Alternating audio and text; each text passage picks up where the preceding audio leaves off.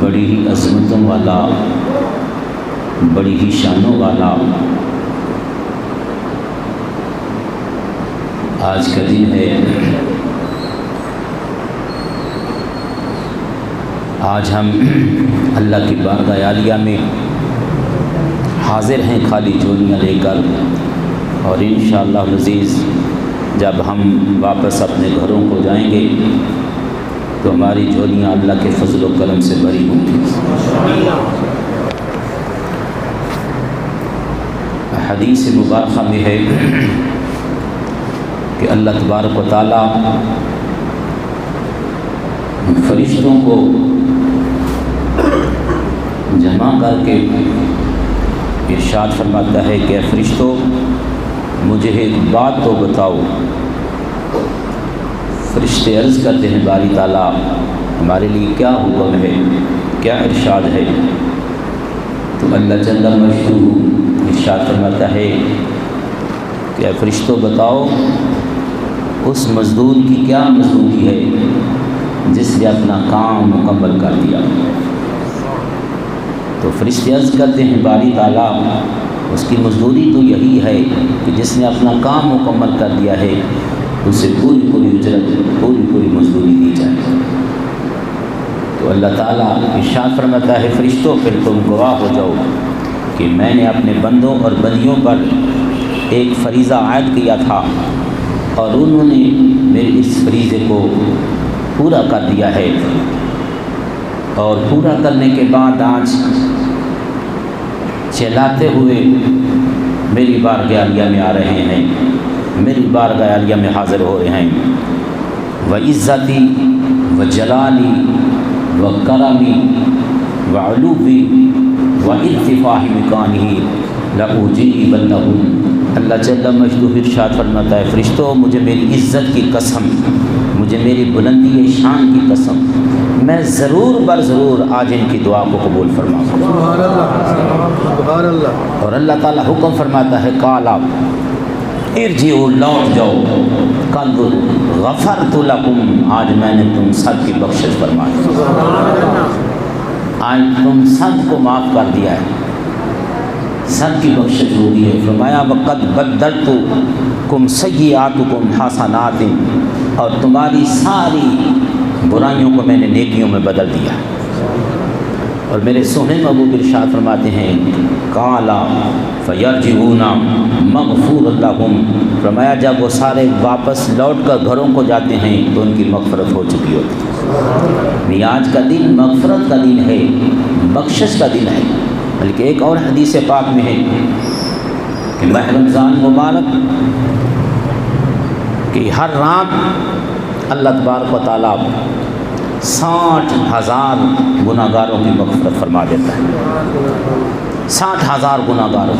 اور فرمایا جب عید کا دن آتا ہے، یکم شوال کی تاریخ آتی ہے، تو اس دن اللہ تبارک و تعالیٰ جتنی ماہ رمضان مبارک میں گناہگاروں کی مغفرت فرمائی ہوتی ہے اس سے بڑھ کر آج عید الفطر کا دن، عید کا دن اللہ ہم سب کی مغفرت فرما دیتا ہے۔ اور اس دفعہ یہ 29 روزے ہوئے ہیں، 29، اور بعض لوگوں کے 30 بھی ہوئے ہیں، یعنی سعودی عرب والوں کے یا 30 بھی ہوئے ہیں۔ اور اب مختلف باتیں ہو رہی ہیں کہ چاند زبردستی نکالا گیا، یہ جو بھی مسئلہ جو بھی ہے، چاند پاکستان میں نظر آیا ہے یا نہیں آیا وہ الگ بات ہے، لیکن آج شرعی طور پر عید کا دن ہے، شرعی طور پر آج عید کا دن ہے۔ ٹھیک، جو کتابوں کے اندر مسائل موجود ہیں، جو احادیث مبارکہ کے اندر جو آپ کے فرمان موجود ہیں، ان کے مطابق آج ہی شرعی عید ہے، آج شرعی عید ہے۔ ہاں جن کے اگر 29 روزے ہوئے ہیں وہ چاہیں تو ایک روزہ بعد میں قضا کر سکتے ہیں، بعد میں ایک روزہ وہ قضا کر سکتے ہیں۔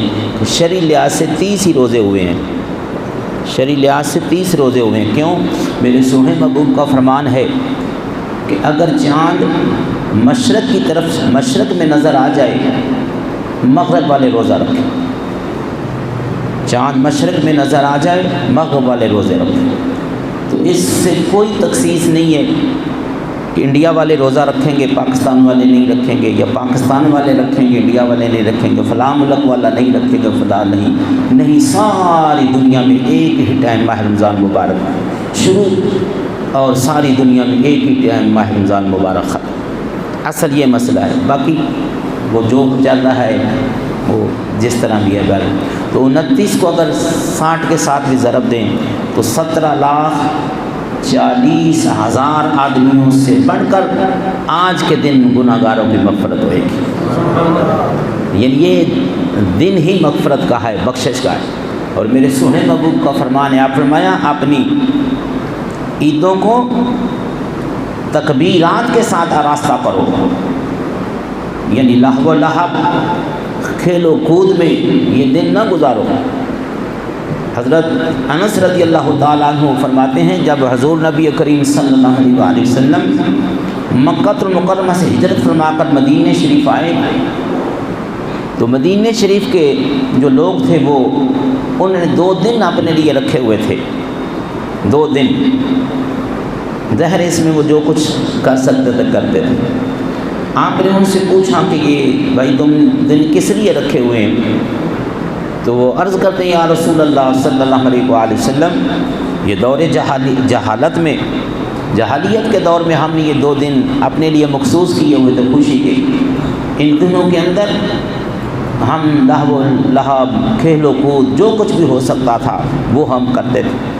تو میرے سونے محبوب نے ارشاد فرمایا کہ دین اسلام تمہیں لہو و لہب اور ایسے شیطانی فعلوں کی اجازت نہیں دیتا، اور اس کے بدلے اللہ تبارک و تعالیٰ تمہیں 2 بہترین دن عطا فرما رہا ہے۔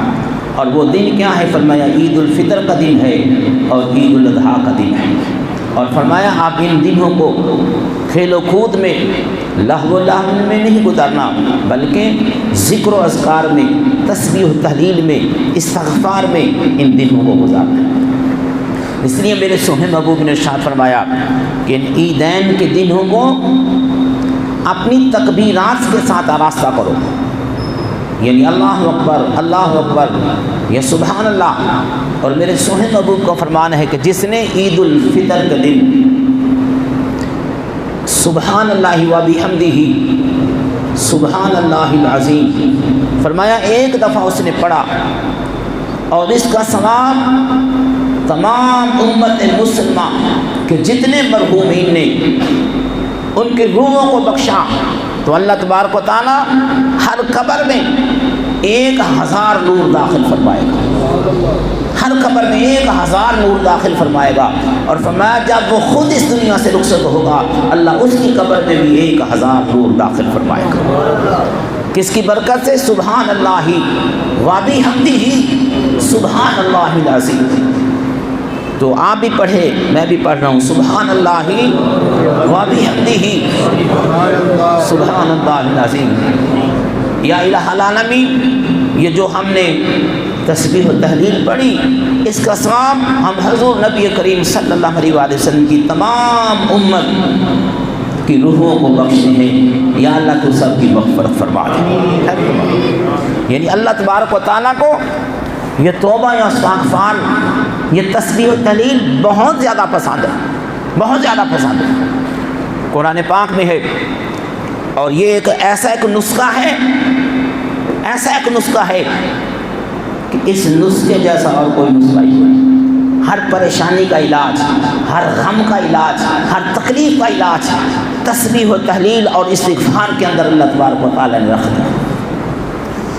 حضرت یونس علیہ السلام کے بارے میں قرآن پاک میں ہے کہ جب آپ اپنی قوم سے یعنی رنجیدہ ہو کر نکلے اور وہ کشتی میں سوار ہوئے جو چل رہی تھی سمندر میں، تو حضرت یونس علیہ السلام وہ کشتی ڈولنے لگی تو کہنے لگے کہ کوئی ایسا بندہ ہے جو اپنے مالک سے بھاگا ہوا ہے کہ جس کی وجہ سے یہ کشتی ڈول رہی ہے۔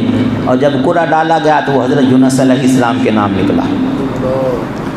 اور آپ یعنی اللہ تبارک و تعالیٰ کی اجازت کے بغیر اپنی قوم سے نکلے تھے. لیکن نبیوں کا معاملہ جدا ہوتا ہے، اس کو اپنے اوپر نہ تطبیق کیا کریں. کیوں؟ یہ ان کا معاملہ جدا ہے، ہمارا معاملہ جدا ہے. وہ میاں صاحب فرماتے ہیں کہ مٹھی کھیر پکا وہ کھانساں دی گل آمانگے کرنی نہیں مناسب. خاصا دی گل آمانگے کہ کرنی نہیں مناسب. مٹھی کھیر پکا محمد تو کتیاں اگے دھرنی. یعنی انبیاء کرام کا، نبیوں کا معاملہ جدا ہے، ان کا معاملہ اپنے اوپر نہ تطبیق کیا کریں. اس کے اندر ہمارے لیے ہزارہا یعنی وہ راستے ہوتے ہیں، ہماری ہدایت کے لیے وہ چیزیں ہوتی ہیں.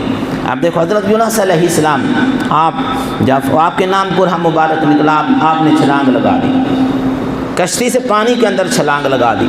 ادھر چھلانگ لگائی، ادھر اللہ تبارک و تعالی نے مچھلی کو حکم دیا ہے مچھلی جلدی کر میرے پیارے یونس علیہ السلام کو اپنے پیٹ میں لے.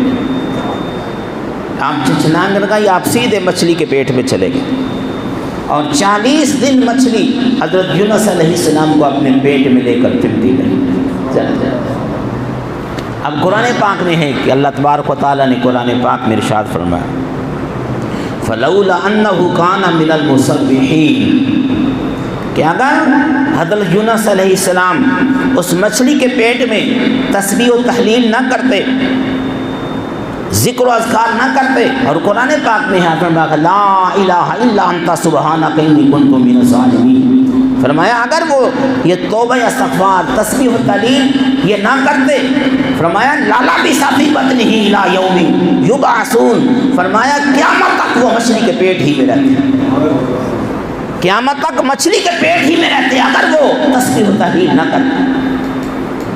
تو دیکھو یہ ہمارے لیے ایک ہدایت ہے کہ نبی تو ہوتے ہی معصوم ہے، رسول وہ معصوم ہوتے ہیں، ان سے گناہ سرزد ہو سکتا ہی نہیں ہے. یہ نہ سمجھو کہ اللہ کے نبی اور رسولوں سے کوئی گناہ ہوتا ہے، کوئی غلطی ہوتی. بعض لوگ جہالت کی بنا پر کہہ دیتے ہیں کہ معاذ اللہ معاذ اللہ، حضرت آدم علیہ السلام سے معاذ اللہ غلطی ہو گئی ہے تو مجھ سے ہو گئی ہے تو کیا ہے. نہیں، حضرت آدم علیہ السلام سے کوئی غلطی نہیں ہوئی تھی. حضرت آدم علیہ السلام قرآن پاک میں خود اللہ تبارک و تعالیٰ نے اس کی وضاحت فرما دی فناسیہ ولم نجد لہ عزما، میرا پیارا آدم بھول گیا تھا اور ان کا کوئی ارادہ نہیں تھا گندم کا دانہ کھانے کا، گندم کا دانہ کھانے کا ان کا کوئی ارادہ نہیں تھا، وہ بھول گیا تھا. اور بھولے کیسے؟ میرے سونے محبوب ارشاد فرماتے کہ لا ننسا ولکن ننسا، ہم بھولتے نہیں ہیں، ہم کو بلایا جاتا ہے. ہم بھولتے نہیں، ہم کو بلایا جاتا ہے، اور اس بلانے میں امت کے لیے بے شمار ہدایات ہوتی ہیں. رہنمائی کے وہاں بے شمار وہ چراغ ہوتے ہیں جن سے رہنمائی حاصل کرتے امت سیدھے راستے پر آ جاتی. یعنی اگر دیکھو حضرت آدم علیہ السلام بھولتے نا تو ہم دنیا میں آ سکتے تھے. یہ سب خدا کے یعنی یہ فیصلے تھے، اس پر ہم کچھ نہیں کر سکتے. تو حضرت یونس علیہ السلام نے تسبیح و تحلیل کی، استغفار کیا، اللہ تعالیٰ نے انہیں مچھلی کے پیٹ سے نجات عطا فرما دی، نجات عطا فرما دی. اور ہمارے لیے بھی حکم ہے کوئی تکلیف آ جائے، کوئی پریشانی آ جائے، کوئی مشکل آ جائے، استغفار کرو، توبہ کرو، اللہ مغفرت فرما. سورہ نوح علیہ السلام میں ہے کہ نوح علیہ السلام نے اپنی قوم کو فرمایا کہ جب انہوں نے نافرمانیاں کی اور اللہ تعالیٰ ان کو عذاب کے اندر وہ جکڑا، قحط کی صورت آ گئی، پریشانیاں آ گئی، مشکلات آ گئیں، تو پھر حضرت نوح علیہ السلام نے اپنی قوم کو فرمایا فَقُلْ تُسْتَغْفِرُوا رَبَّكُمْ إِنَّهُ كَانَ غَفَّارًا، فرمایا میری قوم خدا سے معافی مانگو، استغفار کرو کہ وہ بہت بڑا بخشنے والا ہے، بہت بڑا بخشنے والا ہے. یرسل علیکم السماء مدرارا، فرمایا وہ تم پر برستا ہوا بادل چھوڑ دے گا، یعنی موسلادھار بارش چھوڑ دے گا.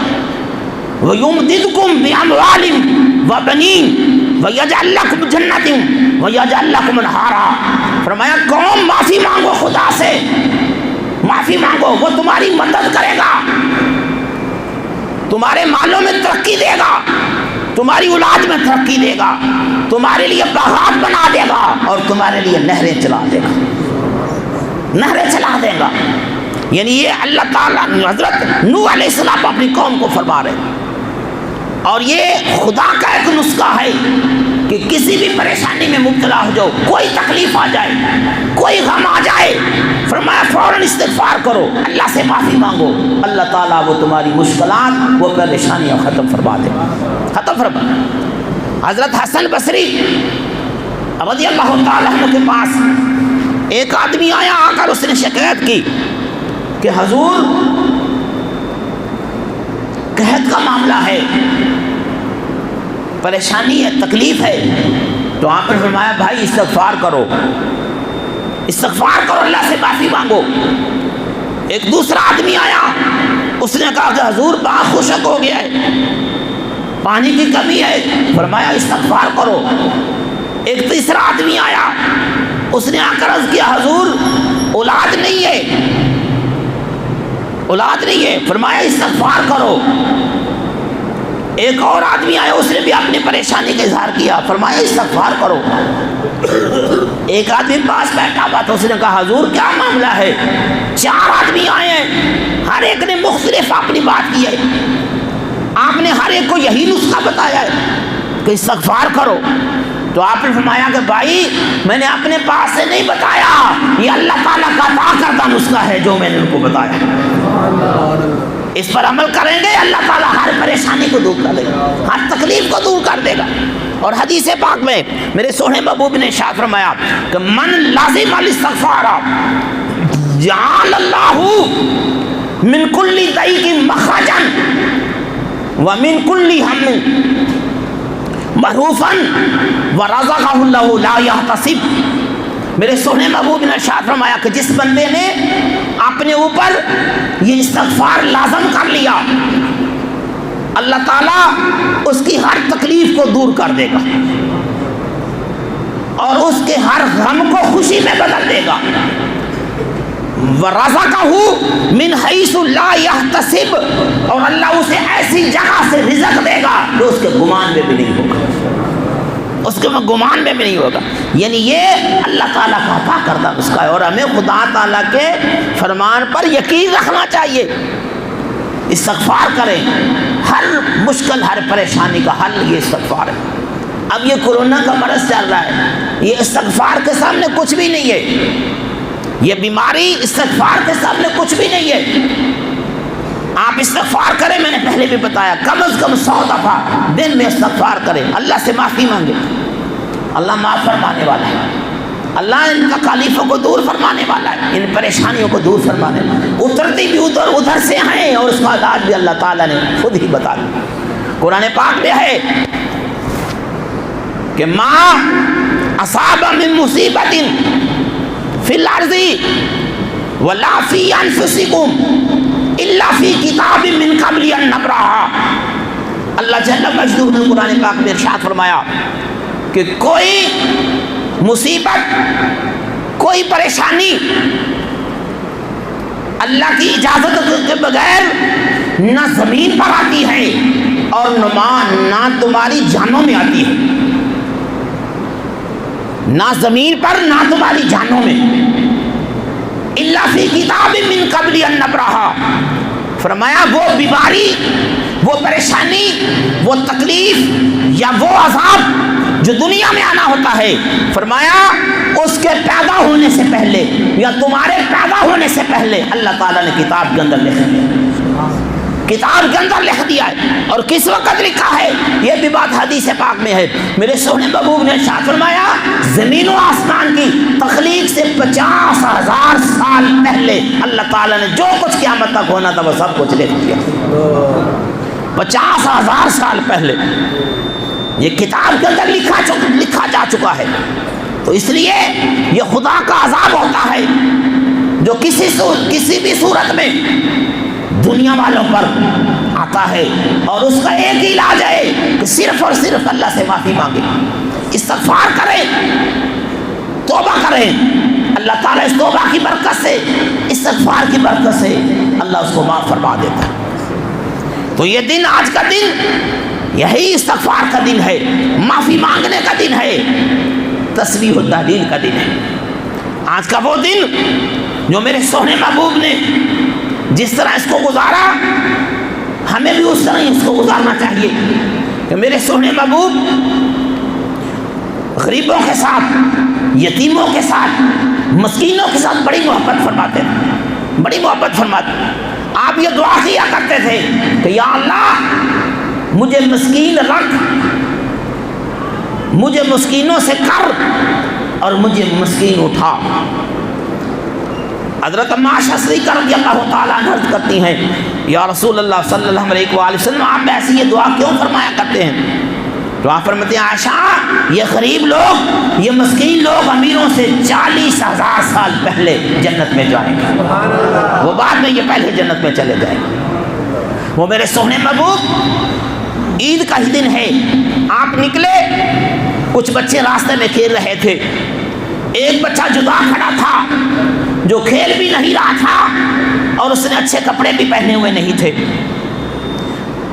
مایوس کھڑا تھا، پریشان کھڑا تھا۔ میرے سونے محبوب نے اس کے سر پر ہاتھ رکھا، شفقت فرمائی، پیار فرمایا، فرمایا بیٹا کیا بات ہے، یہ سارے تیرے ساتھی کھیل رہے ہیں، تو نہیں کھیل رہا، تو نے اچھے کپڑے بھی نہیں پہنے ہوئے۔ تو آگے سے عرض کرتا یا رسول اللہ صلی اللہ علیہ وسلم نہ میری ماں ہے نہ میرا باپ ہے، میں یتیم ہوں، مجھے خوشیاں دکھانے والا کوئی بھی نہیں ہے، نئے کپڑے پہنانے والا کوئی بھی نہیں ہے، اس لیے یہ معاملہ میرا۔ تو میرے سونے محبوب نے اس کو اسی وقت بچے کو اٹھا لیا، آپ کے اٹھتے ہوئے قدم رک گئے، آپ واپس گھر گئے اور گھر جا کر آپ نے فاطمہ، حضرت فاطمہ رضی اللہ تعالیٰ عنہ سے فرمایا بیٹی، فرمایا اس بچے کو نہلاؤ اور اس بچے کو حسن حسین کے کپڑے پہناؤ، اس کو تیار کرو۔ جب وہ نہلایا گیا، کپڑے پہنائے گئے، پھر آپ اسے فرماتے بیٹا کیا تو اس بات پر خوش نہیں ہے کہ حسن حسین تیرے بھائی ہو، فاطمہ تو زہرا اور عائشہ تیری ماں ہو اور امام الانبیاء تیرا باپ ہو، کیا تو اس بات پر خوش نہیں ہے؟ پھر میرے سونے محبوب نے اس کو اٹھایا اور وہاں بچوں میں، اور بچے تک رہے ہیں کہ سونے محبوب نے کیا کیا، لے کر گئے، واپس لائے ہیں، اور پھر ہر بچہ حسرت کے ساتھ کہنے لگا کہ کاش آج میں بھی یتیم ہوتا، کاش آج میں بھی یتیم ہوتا، آج میرے ساتھ بھی سونے محبوب اس طرح شفقت ہو، اس طرح شفقت ہو۔ یہ ہے میرے سونے محبوب، آپ ایک عالمگیر مذہب لے کر، اس دین لے کر آئے دنیا میں، عالمگیر، پوری انسانیت کے لیے آپ یہ دین اسلام لے کر آئے اور پوری انسانیت کے لیے آپ رحمت للعالمین بن کر آئے۔ آپ غریبوں کے لیے بھی رحمت ہیں اور امیروں کے لیے بھی رحمت ہے، سب کے لیے ہیں۔ آپ نے دیکھو اس موقع پر بھی آپ نے غریبوں کا انتظام کیا، فرمایا تم پر لازم ہے فطرانہ لازم ہے، ہر چھوٹے بڑے، ہر غریب امیر پر، فرمایا عید کی نماز پڑھنے سے پہلے یہ فطرانہ ادا کرو، ان غریبوں، ان یتیموں، مسکینوں کو دو جو تمہاری خوشیوں میں شامل نہیں ہو سکتے، تم اس فطرانہ دو گے وہ بھی تمہاری خوشیوں میں شامل ہو جائے، یعنی ان کی خوشیوں کا سامان کر دیا، اور فرمایا جو نہیں دے گا، فرمایا اس کے روزے زمین و آسمان کے درمیان وہ اللہ تعالیٰ، یہ ہر حال میں ادا کرنا پڑے گا، یہ فطرانہ پہلے ادا نہیں کیا تو بعد میں کرنا پڑے گا۔ یہ سارے انتظام کس کے ہیں؟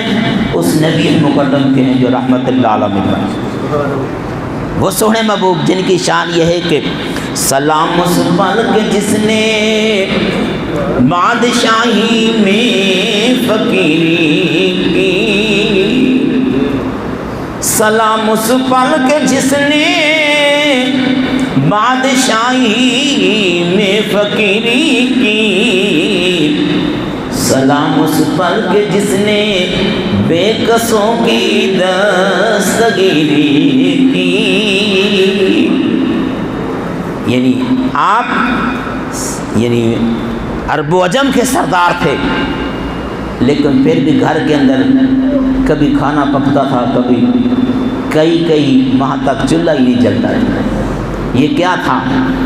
یہ اضطراری نہیں تھا، یہ آپ کا یعنی اختیاری تھا، آپ نے اس کو خود، آپ فرماتے ہیں کہ اگر میں چاہوں تو احد پہاڑ سونے کا بن کر میرے ساتھ چلے، لیکن میں اس کو پسند نہیں کرتا، پسند نہیں فرماتا۔ اور گھر کا یہ معاملہ ہے، کبھی گھر میں چولہا جل رہا ہے کبھی نہیں جل رہا۔ یہ کیا تھا کہ سب کو پتہ چلے کہ ہم جس نبی مکرم کے پیروکار ہیں ان کا اسوہ حسنہ تو یہ ہے۔ اگر کسی وقت کوئی تکلیف بھی آ جائے، پریشانی بھی آ جائے، تو پھر امام الانبیاء کے اسوہ مبارک کے طریقے کو دیکھ کہ جنہوں نے سب کچھ ہوتے ہو بھی، کہ جس نے بات سلام اس پر کہ جس نے بادشاہی میں فقیری کی، اور سلام اس پر کہ جس نے بے کسوں کی دستگیری کی، سلام اس پر کہ جو حق کی خاطر دکھ اٹھاتا تھا، سلام اس پر کہ جو خود بھوکھا رہ کر اوروں کو کھلاتا تھا۔ حضرت ابو ہریرہ رضی اللہ تعالیٰ عنہ ایک دن حضور نبی کریم صلی اللہ علیہ وسلم کی بارگاہ میں تشریف لائے، بلکہ وہ پورا لمبا وہ حدیث پاک ہے کہ آپ کھانے کے لیے کچھ نہیں تھا، تو آپ گھر سے باہر نکلے کہ چلو کوئی وسیلہ پیدا ہو جائے، تو آپ بیٹھے ہیں، حضرت سیدنا ابو بکر صدیق رضی اللہ تعالیٰ عنہ گزرے، دعا سلام ہوئی، تو آپ انتظار میں تھے کہ شاید آپ مجھے کوئی کھانے کے لیے دعوت دیں، لیکن معاملہ حضرت سیدنا صدیق اکبر رضی اللہ تعالیٰ عنہ کا وہی تھا جو حضرت ابو ہریرہ کا تھا۔ پھر حضرت عمر رضی اللہ تعالیٰ عنہ گزرے، تو آپ سے بھی دعا سلام ہوئی اور خواہش تھی کہ شاید کچھ مجھے دعوت دیں، لیکن حضرت عمر رضی اللہ تعالیٰ عنہ کا بھی یہی معاملہ تھا، یعنی ایسا معاملہ تھا کہ کچھ بھی نہیں تھا کھانے کا۔ اور پھر یہ سارے حضرات حضور نبی کریم صلی اللہ علیہ وسلم کی بارگاہ میں تشریف لے گئے، وہاں بھی گھر میں ظاہر ہے اتنا اہتمام نہیں تھا، کھانے کا کچھ بھی نہیں تھا۔ آپ سب کے بارے میں سمجھ گئے کہ یہ کس لیے سارے سب حاضر ہوئے۔ اتنی دیر میں ایک مائی صاحبہ ایک دودھ کا پیالہ لے